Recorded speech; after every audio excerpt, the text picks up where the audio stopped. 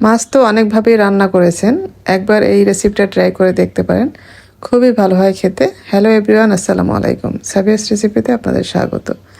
আজকে আমি শোল মাছের একটি রেসিপি করে দেখাবো, একটু অন্যরকম করে।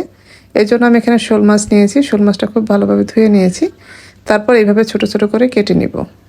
এই রেসিপিটির জন্য এরকম একটু ছোট করে কেটে নিতে হবে। এই তো আমার মাছটা কেটে নেওয়া হয়ে গেছে। আমি এখন এখানে দুইটা আলু নিয়েছি, ছোট ছোট দুইটা আলু নিয়েছি। আলুগুলিও ঠিক মাছের সমান করে কেটে নিব। এই তো এইভাবে আমি দুইটা আলুই কিন্তু কেটে নিয়েছি। এখন আমি মাছটা আরেকটু ভালোভাবে ধুয়ে নিব। একবার আমি ধুয়ে নিয়েছি, তবে কাটার পর আবার একটু ধুয়ে নিয়েছি। এখন আমি এখানে কিছু মশলা অ্যাড করব। এখানে আমি আদা রসুন বাটা দিয়েছি 1 চা চামচ করে, পেঁয়াজ বাটা দিয়েছি 2 চা চামচ, ধনিয়া জিরার গুঁড়া দিয়েছি 1/2 চা চামচ করে, হলুদের গুঁড়া দিয়েছি 1 চা চামচ, মরিচের গুঁড়া দিয়েছি আমি 1 টেবিল চামচ। তারপর এখানে মাছের মশলা দিয়েছি আমি 1 টেবিল চামচ, আর স্বাদ মতো লবণ দিয়েছি, সামান্য তেল দিয়েছি। তারপর 1 ফালি লেবু চিপে দিয়ে দিলাম। এখন সব কিছু খুব ভালোভাবে মাছের সাথে মেখে নিব। এরপরে যে আমি আলুটা কেটে রেখেছিলাম, আলুটাও এখন দিয়ে দেব মাছের মধ্যে, দিয়ে আবার খুব ভালোভাবে মাখিয়ে নিব, যেন মশলাটা মাছের গায়ে আর আলুর গায়ে খুব সুন্দরভাবে লেগে যায়। এখন আমরা এটা ম্যারিনেট করে রাখবো 15-20 মিনিটের মতো। 15-20 মিনিট পরে আমি রান্নায় চলে যাব। চুলায় আমি একটি প্যান বসিয়েছি, তারপর এখানে তেল দিয়েছি আমি 3 টেবিল চামচের মতো। পেঁয়াজ কুচি দিয়েছি 1/2 কাপের চেয়ে একটু বেশি হবে, একটু পেঁয়াজটা একটু বেশি দিতে হবে। তারপর পেঁয়াজটা একটু ভেজে নিব, হালকা ব্রাউন কালার আসা পর্যন্ত আমরা ভেজে নেব।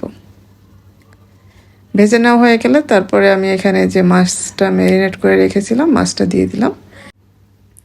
এখন মাছটা আমরা খুব ভালোভাবে কষিয়ে নিব, একদম ভাজা ভাজা করে নিব। এটা উল্টে পাল্টে একটু ভালোভাবে ভেজে নিব।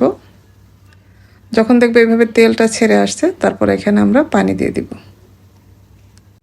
আলু আর মাছ সেদ্ধ হইতে যে পরিমাণ পানি লাগে, ওই পরিমাণ পানি আমি এখানে দিয়ে দিব। এখানে কিন্তু আমরা খুব একটা ঝোল রাখবো না, একদম মাখা মাখা হবে। এখন আমি ঢেকে 5 মিনিটের মতো রান্না করেছি। এরপরে আমি এখানে টমেটো দিয়েছি, এটা ফ্রোজেন টমেটো ছিল, সাথে আমি কয়েকটা কাঁচামরিচ দিয়েছি। পরে আমি আরও 5 মিনিটের মতো রান্না করেছি।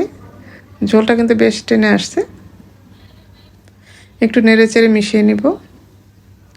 আলুটা আমাদের সেদ্ধ হয়ে গেছে, আমি আরও 2 মিনিটের মতো রান্না করেছি। এই তো রান্নাটা কিন্তু আমাদের প্রায় শেষ। আমি এখন কিছুটা ধনিয়া পাতা দিব, ধনিয়া পাতা দিয়ে একটু নেড়ে চেড়ে আবার একটু দমে রেখে দিব আমরা 5 মিনিটের মতো।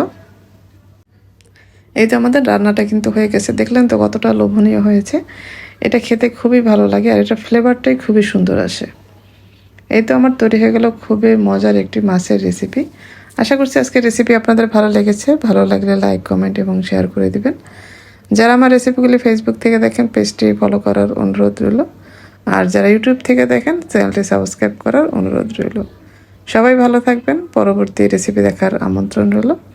আজকে এ পর্যন্তই। আল্লাহ হাফেজ।